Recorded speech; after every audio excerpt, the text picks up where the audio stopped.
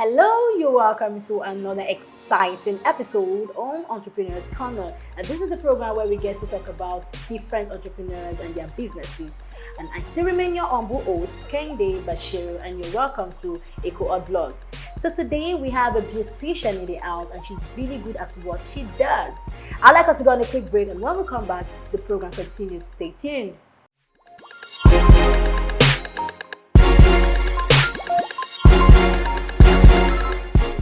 Welcome back. If you're just joining us, this is Entrepreneurs Corner, where we get to bring in different entrepreneurs to talk about their businesses.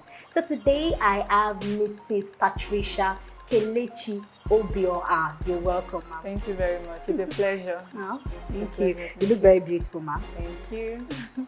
Okay, now I want you to tell us more about yourself and what you do. My name is Mrs. Patricia Kelechi Obioha. I'm the CEO of Trisha's Home of Benefits. Trisha's Home of Benefits, we're into everything beneficial to you, from your head to your toe. We're into skincare, we're into shapewears, waist trainers, we're into weight loss solutions and weight gain solutions. Different people, different choices. Some people want to gain weight, some people want to lose weight. Yeah, so we're into all that. We are also into the other room matters, your sexual lives for men and women. We do all of that. So basically, it's all about the benefits, the benefits you need.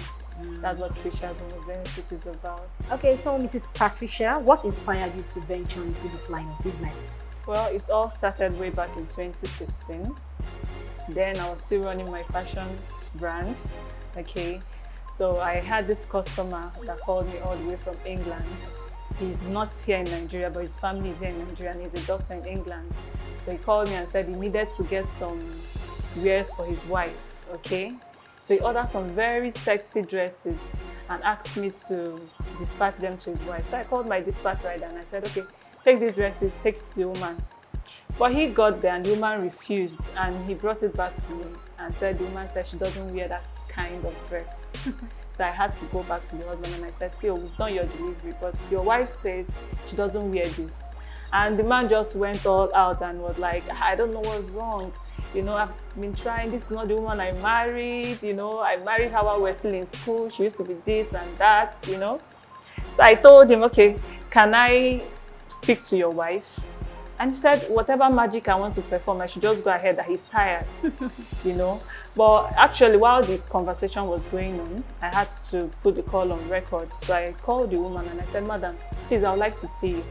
Just give me your time. I'll make out time. I'll come and see you. And she told me, okay, fine, let's meet this day. So I went to her place and I saw her. When I saw her, I was like, very beautiful woman. Very beautiful woman. So I was like, madam, you look very beautiful. Very beautiful. Why are you not taking these dresses? She said, no, that before she used to wear these dresses, but right now her church doesn't permit it and all that. I'm like, wow, your church doesn't permit it, but your husband wants it. Okay, why don't you just get them? You don't need to wear them out. Whenever he's in Nigeria, just wear it within your house and parade within your house. Let him see it, So, after much conviction, I had to tell her, this man is not in the country, he's out there, he's probably seen all kinds of things, And he wants you as a wife to be what he sees. Why don't you do this? So she actually thought about it. And, making her realize that, see, we have our slave queens out there, hold your man. And she was like, you're right. Okay, fine. I won't wear it out, but I'll just wear it inside the house. I said, no problem. So she took it and I came back. I told the husband that she has collected it and he was really happy. There and then I was like, a lot of women just do things because they feel, okay, yes, it's okay for us to be religious. But at the same time, I believe as your partner or your spouse saw something in you, aside from your intellect and all that, he saw some features in you that made him to actually want you. And now you're married, you feel you shouldn't take care of yourself anymore, So I felt the need to, go into a business that has to do with women, so as to bring women and talk to them about these things. And that was where this passion started. Wow. Wow. Very amazing. Okay, now let's talk about the challenges you face in the business. So what are those challenges you face in your business?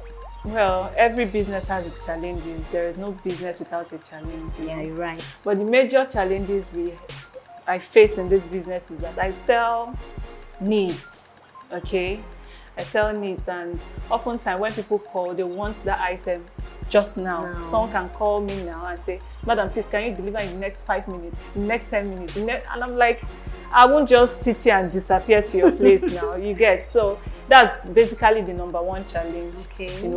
People want things promptly. These are basic needs I sell. Then, oftentimes we have issues of a client demanding for something, then we need to do follow-up, especially during the weekend, so as to keep it in their mind.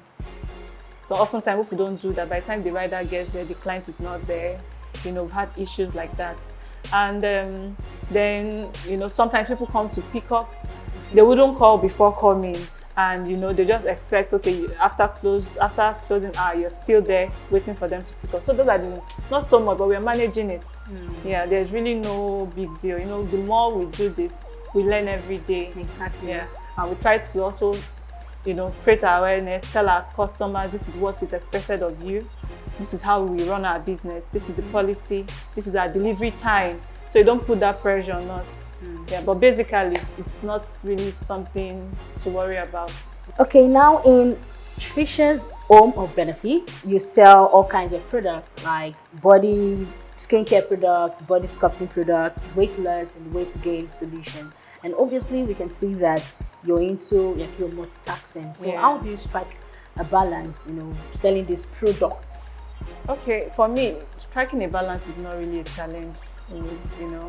When initially when I went into the business, it was more like, I'm everywhere.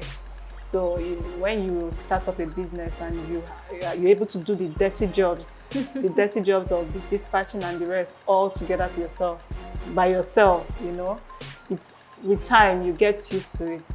Now, when people call for, I have the products. When people call for different needs, I attend to each customer based on their needs. Oftentimes it's not really that easy, following up with a lot of clients at the same time. Yeah. But I try not to put so much pressure on myself to start with. Then I try to take them one at a time.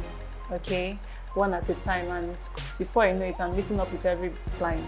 So it's not really, multitasking has not really been a challenge because I have done that. I'm used to that, so I've outgrown that stage. Yeah, so it's okay for me now. I feel you're not the only one, in this business. So how do you stay ahead of competitors in your business? Well, every business, of course, there's no business that I would say I'm the only one, or even the market, people in the market. We have a line of tomato sellers and the rest in the market. So, but I believe in uniqueness, okay, and creativity. And for me personally, I don't just sell products, okay? I build relationships, and that has actually been my selling point because my customers, we relate more like, it's been more than, customer and seller relationship. Some of my clients now talk to me like friends, like sisters. They just call me up, at their own time. So for me, it's what I have, the creativity, and my unique way of relating to clients. So there's really, of course, even the sky is big for everybody now, for the birds to fly. So I don't see my competitors as something to worry about because I know, I have my own strategies and my own way of selling. And my clients are just used to me, just like that. There are times that I might not even have some certain products available, and they'll just tell me, Tricia, see, whenever it's available, call me. There are other people that sell, but for the fact that they just like the fact that, okay, I can tell them what this thing is for, how to use it, and still follow up. I do a lot of follow-up, especially when it has to, when the issue goes beyond buying of products. There are some issues that it's all about giving you products for you to use, and you use it and you're fine, okay? And there are some issues that need, follow-up, checkups. I call, especially when you're on a weight loss program. I have to call, I have to follow up. I even have to send WhatsApp messages and send, meal plans to go with all of these things. So Basically, I think they are used to me. They are just used to me. Oh, that's a good one too. Now, this brings me to asking this question, you know, connecting the new media, which is technology, to your business. Okay. Now, would you say that the new media has played a huge role in your business? Now, take for instance, gone are the days where we get to meet up with people, neighbors, asking them, "How I'm getting fat, oh, I want to slim down. I don't like the way I'm looking. My elbow is not looking nice. I'm having dark knuckles and all of that." So most people are going to prescribe, and maybe you should take some herbs, drink some tea, to take those things off. Now, the question is, do you, or what's your take on the new media changing the narrative in your business? Well, my business is an online business, okay? It has always been an online business even before we decided to go offline, so we're still online. Now, the media has played a lot of role. Technology has played a lot of role in my business. Gone are those days where I would just have to sit in my shop and say, "Okay, please come and buy you," or someone is passing by and I'm saying, "Sister, please come." I source for clients online. I have clients even outside Nigeria. We ship outside and all that. So, without technology, I wouldn't be seen. Okay, so it actually brought me closer to them despite this distance. You get, I'm in Lagos, but I sell to clients that are not, I sell more to clients that are not even in Lagos. That's technology. Ordinarily, they would have to travel miles to come to my shop. But in this case, they don't need to. We just do everything online and, finalize the business and dispatch, and the business is done and settled. Yeah, so technology has been helpful. The internet is a marketplace. Obviously. In fact, I tell people, if I see some other vendors that are not online, I'm like, "You're wasting your time." The market is the internet, really, because the internet, aside from the fun and the, social media, stunts and all that, a lot of persons are actually using the internet as a business means. It's strictly business, and they're making a lot of money, so that's technology for you. So it has really, in fact, it has played more than expected. Thanks to the new media anyways. Do you think the business would be more successful in another environment? Location is not a barrier. Okay. With my kind of business, it is not a barrier, in the sense that even if I'm taking out of where I am right now and I'm taking to somewhere else that is not so exposed, provided I have my internet, provided I have my phone, I'll still have to do my business the normal way, do the deliveries the normal way and all that. So location is not a big deal. It can strive anywhere. It's a business that sells itself, so it can survive anywhere. Yeah.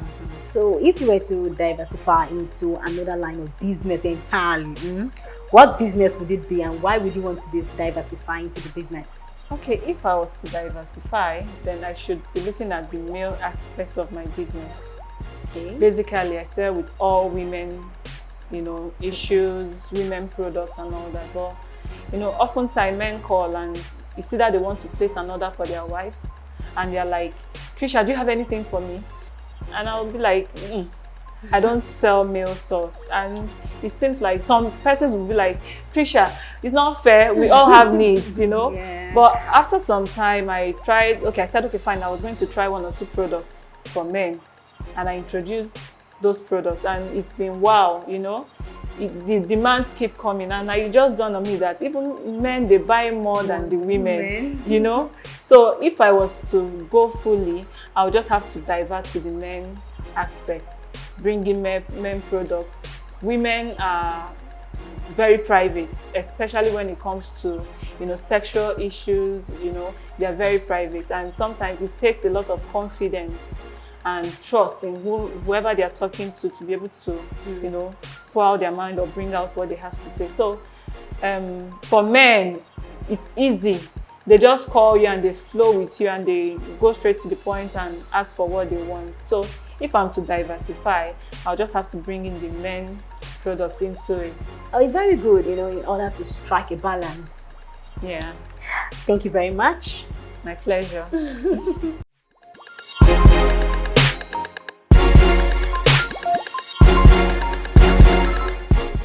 And that's it on Entrepreneurs Corner. I hope you had fun watching today's episode on Entrepreneurs Corner. Don't forget to follow us on all our social media platforms at ekohotblog. I still remain your humble host, Kehinde Bashir, and thanks for watching. Bye.